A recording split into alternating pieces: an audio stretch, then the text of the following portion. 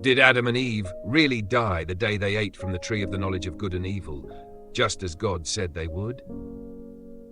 If the curse of Adam was physical, biological death, we should expect that Adam and Eve would have died physically that day, making a very short story out of God's creation.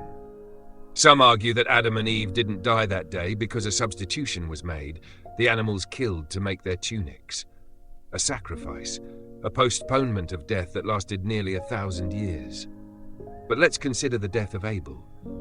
After they were expelled from the garden, Adam and Eve had sons.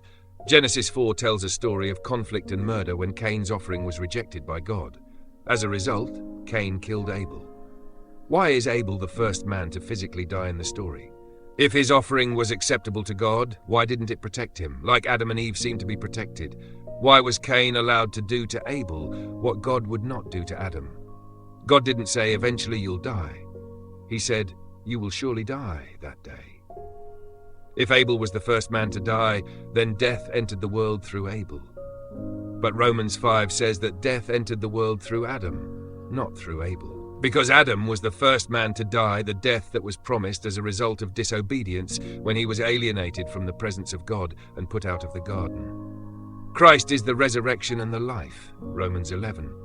No one comes to the Father except through him, Romans 14.